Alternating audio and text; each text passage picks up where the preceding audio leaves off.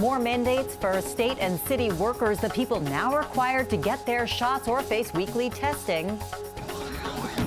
We get to keep the low humidity, but the clouds make a comeback. What to expect by morning.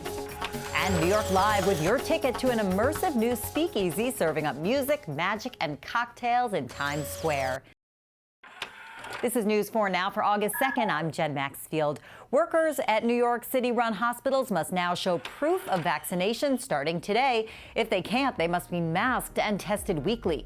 It comes as the state expands its vax mandates. This morning, Governor Andrew Cuomo announced that MTA and Port Authority employees must now be vaccinated to or face weekly testing. They must be vaccinated by Labor Day, just like all New York State employees. Mayor de Blasio announced that beginning today, every new city hire must be vaccinated before they can start their new job working for New York City. New state-run vaccine sites will be opening to accommodate those needing their shots. Governor Cuomo says he's also pushing for mandatory vaccinations for local, county, and city-run hospitals, teachers, and private businesses, too. Private businesses, bars, restaurants, go to a vaccine-only admission. I believe it's in your best business interest. You know, if I go to a bar and I want to have a drink and I want to talk to the person next to me, I want to know that that person is vaccinated.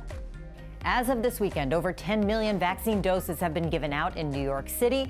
New York City health officials also strongly recommend that masks be worn at indoor public spaces for those vaccinated and non-vaccinated. New Jersey Governor Phil Murphy strongly recommended similar guidance last week. Police are looking for 4 men in connection with a shooting in Queens that sent 10 people to the hospital.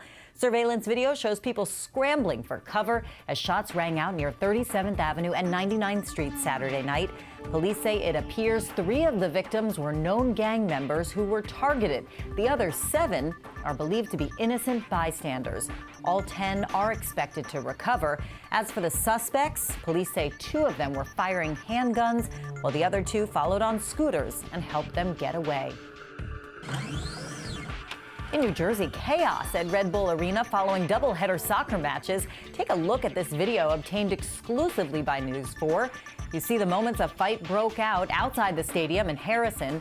Dozens of officers were called in, some in riot gear, to help control the crowds. At least 1 person was taken away on a stretcher. A witness who lives in the area says the brawl could have been much worse. And if the police had not professionally put it to its rest, in a sense, to get everybody together and get out of the way, this would have been more bloody than what it was. I saw a lot of blood today. It's not clear what sparked the fights, but that witness tells us she saw 2 groups fighting over a flag. Sunday's soccer matches did not involve the Red Bulls, but they were 4 international teams. Rapper Biz Markie has been laid to rest in Patchogue, where he grew up. Reverend Al Sharpton delivered the eulogy at Patchogue Theater for the Performing Arts. Fans, friends, and some of hip-hop's greatest names were all in attendance. Biz Markie, whose real name was Marcel Theo Hall, was best known for his huge hit, Just a Friend. He died from a series of complications from diabetes 2 weeks ago. Biz Markie was 57 years old. After a pandemic delay, a new art installation by sculptor John Isherwood has officially launched. The gorgeous flower sculptures are carved out of 8 different kinds of Italian marble. They're at 7 medians along Broadway from 64th to 157th Street. The exhibition is called Broadway Blooms. We're told it celebrates the return of life to the city. Well, a nice start to August, Maria, and it looks like it'll stick around for a bit. Really was a beautiful first Monday of August, especially after yesterday's rain. Getting a nice little break from that. Still looking at dry conditions through this evening. Temperatures staying in the mid and upper 70s through the dinner hour. Fair skies into the midnight time frame. And then by tomorrow morning, we do see some clouds coming back, but overall a pretty clear start. We don't have any showers or thunderstorms, but as you can see going through this evening and into tonight, you do see clouds return from the south. So we're looking at a front just off the coast that kind of gets hung up there. It's just close enough that we get the clouds, but so far not expecting the rain for tomorrow morning. In fact, a little bit on the cool side. North wind about 5 to 10 miles per hour keeps us in the low 60s for the city, 53 in Sussex and Poughkeepsie, and a few spots that'll be getting down into the 40s again tomorrow morning. Bars and restaurants are back open, but curtains are mostly closed for live entertainment. New York Live now with the Times Square experience that aims to bring you theater and a show. The Boss is back on Broadway, and so is the legendary Bond 45. And to celebrate, Speakeasy, an immersive supper club, has set up a summer residency where you can give over to a world of magic and mixology. Underneath the city lights, there is a world few know about, where rules don't apply, no. Holly-Ann, I have to tell you, I think I've spent about 11 years speaking about new shows coming and going in New York City, and right now this just feels so different and so special. So tell me about Speakeasy, your latest baby. Yeah, so the show, what's so exciting about it is that we're combining Broadway performers, nightlife performers, mixology, local businesses here in Hell's Kitchen. You're coming into this place of wild abandon where you really can just leave anything that's been bothering you at the door. It's perfect for people that enjoy Broadway shows, that enjoy burlesque, that enjoy nightlife performances, and also just if you like to drink. Okay, yes, we got to talk about the ticket price. It's $99. Yeah. With that ticket price, not only do you get the show, the performances, all of the above, but you get 5 specialty cocktails. Yeah, so you get snacks. 5 cocktails and an appetizer, and you're getting this fabulous show with some of New York's best performers. It's pretty incredible. This is so exciting, Timothy, because I've never gotten to actually talk to you, but I got to see you on stage in Hadestown, one of my favorite shows. Thank you. You were here, you were performing. How does it feel to be back?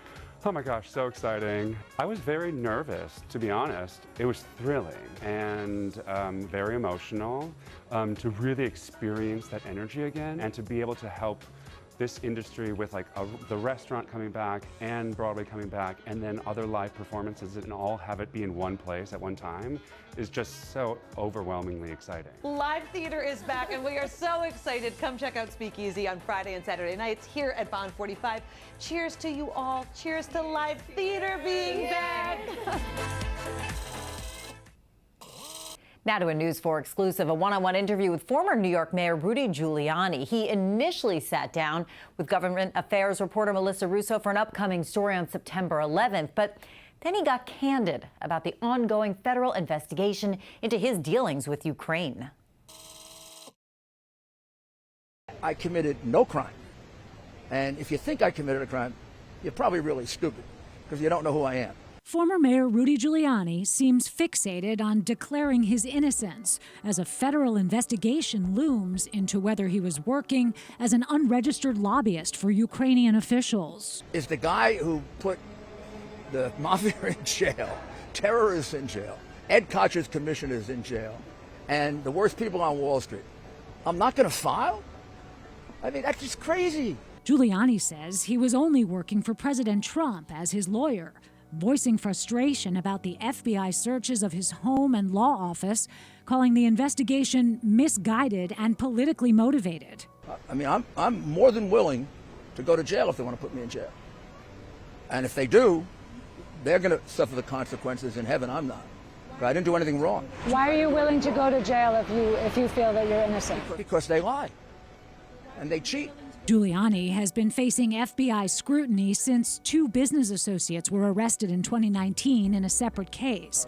He says there's a partisan double standard at the Justice Department, which he says has been lenient toward Governor Andrew Cuomo's nursing home COVID policies, as well as what he says is damaging information on the Hunter Biden laptop. You see the differences between the way a Cuomo is treated and the way I'm treated. And you don't realize there's a very, very terrible distortion of justice, because it's not the only example. We also asked the former mayor about the events of January 6th. We're here talking about a terrorist attack. There are some people who believe that January 6th was an example of domestic terrorism. I believe January 6th was a crime. I believe they committed the crime of trespass. I believe they did some destruction. I asked him if he's concerned that his legacy has been tainted in recent years. Well, I can't control that. I can't control my legacy. I believe I will be vindicated. The FBI declined comment today on Giuliani's statements. Melissa Russo, News 4, New York. Thanks for joining us. We'll see you tomorrow.